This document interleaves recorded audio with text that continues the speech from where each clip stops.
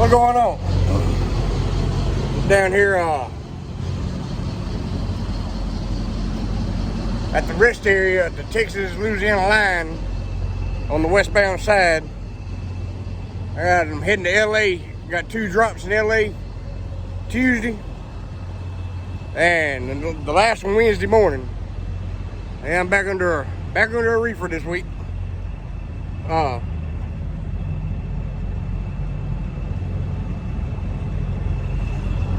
I didn't put that on there, but I damn sure ain't gonna take it off. But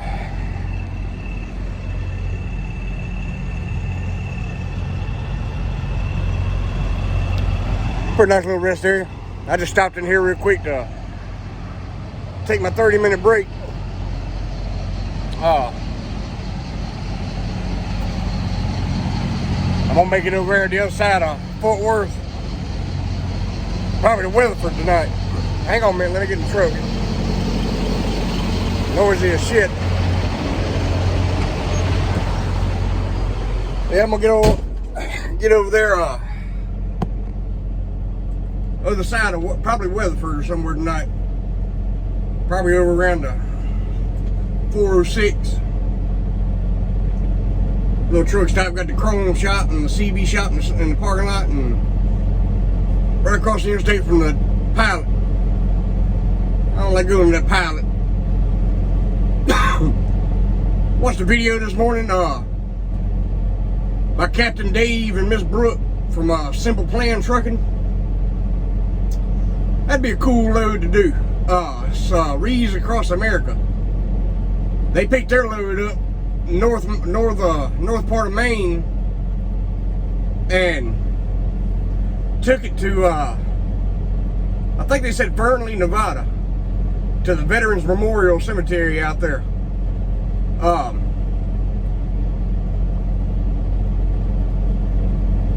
They do this, people haul these loads every year, you know. They take wreaths to veteran memorial cemeteries all over the country and put them on the grave sites. You know, I think that'd be a cool load to haul, because everybody on my daddy's side of the family near about was in the Navy or the Marines or the Army. And on my mama's side of the family, my grandpa was in the Army. I got a cousin that's in the Army, or he was, or he might be still in there. I don't know. I hadn't talked to him in a long time, but be a pretty cool load to do. My grandpa Fred, my dad's dad, was he was a mechanic on the Blue Angels planes in the 70s. You know, and in the 70s they had them old, the Blue Angels had them old propeller planes, you know. And he was one of the mechanics on them. I think 75, 76, 77, somewhere around in there. I wasn't in the military myself, but I sure would like to do that load one of these days, but I don't think this company here gets up that way to pick them loads up. But yeah, that'd be cooler than shit. I was going to join the military one time when I was 19 years old. I went up to the recruiter's office and, you know, took the little ASVAB test. Took the little ASVAB test, and I passed it. And he told me to be down there at the recruiting office the next morning at 6 o'clock to go to MEPS the next day. You know, it's pretty much an all-day thing. When I get back to the house after later on, this was in the morning time. I get back to the house later on, and he called me. My recruiter called me about, I don't know what time it was. It was after dark that evening, and told me there'd been a change of plans.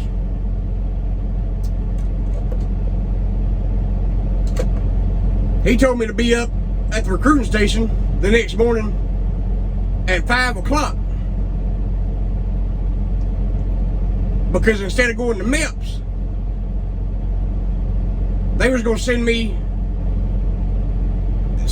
and 2 others, 3 of us in total.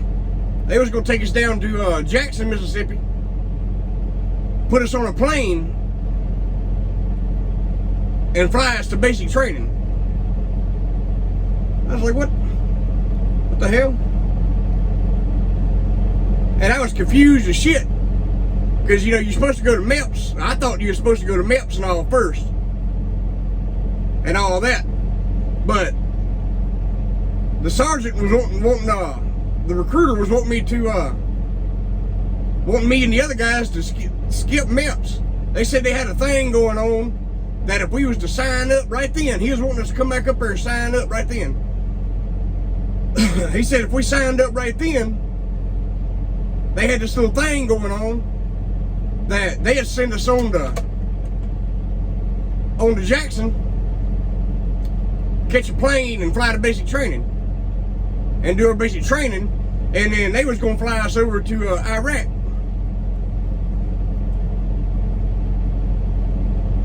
I don't know about this. Something didn't sound right about that situation. So I wound up not going. I wished I would have now, but at 19 years old, that shit kind of worried me a little bit. I didn't know what the hell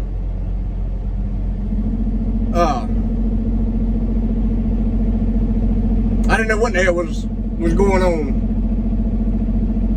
And the other 2 guys didn't go neither.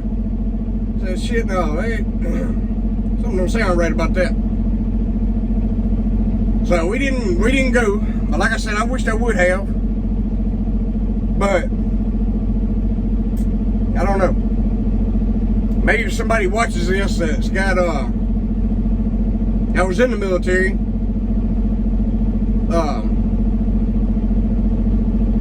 comment and let me know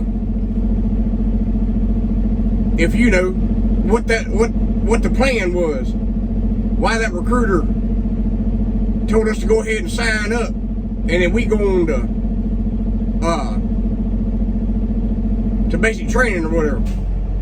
Because I don't have a clue. I don't have a clue what the process was supposed to have been.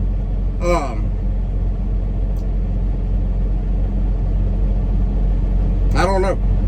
Well, if anybody knows, comment and let me know, because I sure love to know what was going on there. But yeah, Captain Dave and Miss Brooke, they have a YouTube channel, Simple Plan Trucking. They're a husband and wife team for Prime Inc. And me and my wife loves watching them. My wife is a big hero of Miss Brooke. Or a big fan of Miss Brooke. Miss Brooke's a hero. That's what I meant to say. Not a big hero of Miss Brooke. Miss Brooke's her hero because my wife wants to drive with me one day. But after the kids get grown up and get on their own and, you know, get good and stable and all that, she wants to drive with me. And she's scared to death, you know, to drive this big truck and trailer, but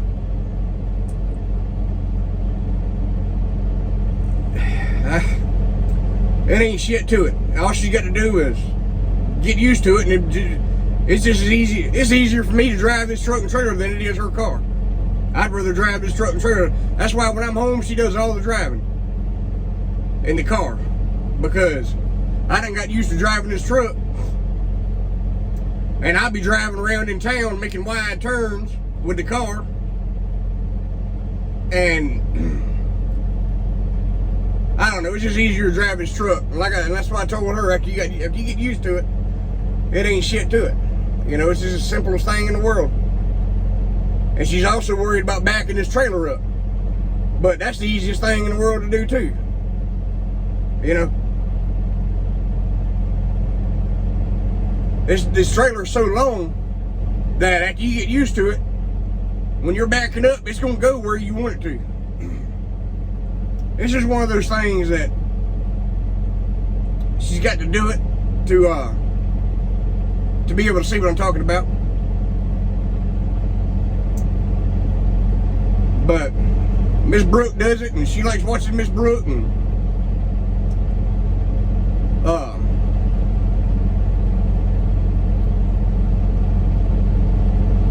so I told her, you know, I said, see, if Miss Brooke can do it. All right, man, now he's running with you. If Miss Brooke can do it, you can do it. I mean, it ain't no thing. Miss Brooks done got used to it, you know. But it's just one of those things, when you first start driving a truck, everybody's nervous about driving a big truck like this.